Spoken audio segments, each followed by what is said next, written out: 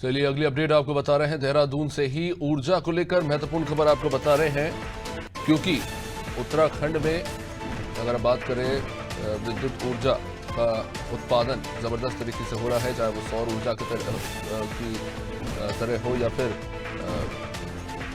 Hydrogen की तरह से हो, माफ कीजिएगा।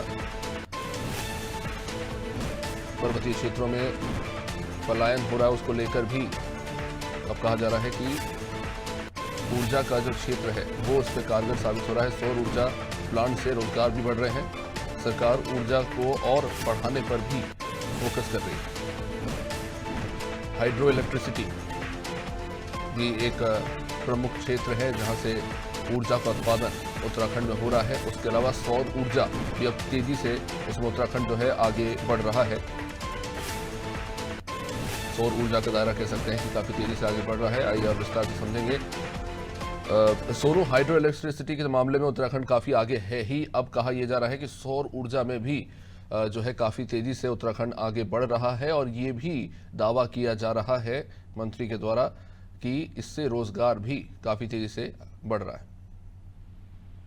देखिए अभिषेक, लगातार राज्य सरकार, राज्य की धामी सरकार और केंद्र की सरकार, केंद्र की मोदी सरकार, दोनों ही सरकार संयुक्त रूप से प्रयास कर रही है कि उत्तराखंड में सौर ऊर्जा के दायरे को बढ़ाया जाए। और इसके लिए जो योजना संचालित की जा रही है, मुख्यमंत्री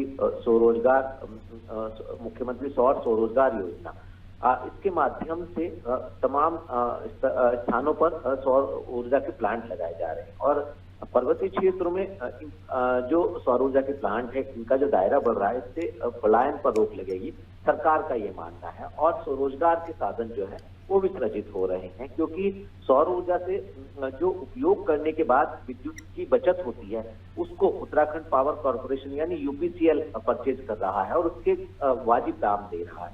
आपने स्वयं इस बात का जिक्र किया अभिषेक कि उत्तराखंड ऊर्जा प्रदेश कहलाता है और उत्तराखंड में जल विद्युत परियोजनाओं से बड़ी मात्रा में जो है विद्युत का उत्पादन हो रहा है। कुछ ऐसी अभी तकरीबन 21 ऐसी परियोजनाएं हैं जिसमें केंद्र की हरी झंडी का इंतजार है। कुछ अड़चनें उनमें आ रही हैं, जल्दी उसका भी समाधान कर लिया जाएगा। और वैकल्पिक ऊर्जा कैसे इसके दायरे को बढ़ाया जा सकता है, इस पर सरकार फोकस कर रही है। इसमें से सौर ऊर्जा भी है और दूसरे प्रांतों में कोयले से उत्पादित होने वाली विद्युत के प्लांट पर भी सरकार तेजी से कार्य कर रही है। और आने वाले समय में 2030 तक सरकार ने लक्ष्य रखा है कि ऊर्जा के सेक्टर में उत्तराखंड आत्मनिर्भर बन जाए, यानी औरों को विद्युत देने वाला राज्य बन जाए। तो लगातार प्रयास किए जा रहे हैं और इसी परिप्रेक्ष्य में आप सौर ऊर्जा के प्लांट को देख सकते हैं। जो अभी तक हमें जानकारी मिली है विभाग से अभिषेक, वो तकरीबन अभी कुछ समय पहले की अगर हम बात करें तो 600 मेगावाट तक उत्पादन विद्युत का सौर ऊर्जा के माध्यम से जो है वो पहुंच गया। और धीरे धीरे जब इसका आकार और इसका दायरा बढ़ेगा तो निश्चित तौर पर कहीं ना कहीं रोजगार के लिहाज से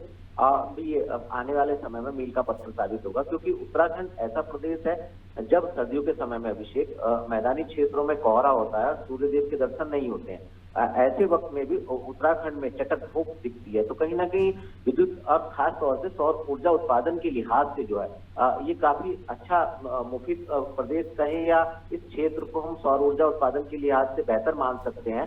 तो इसी दिशा में इसका जो प्राकृतिक देन है, इसका उपयोग करने की दिशा में सरकार आगे बढ़ रही है। और आने वाले समय में जो स्वरोजगार के साधन है वो भी बढ़ेंगे और आर्थिकी भी खास तौर से पर्वतीय क्षेत्रों की बढ़ेगी और इससे पलायन पर भी रोक लग सकेगी।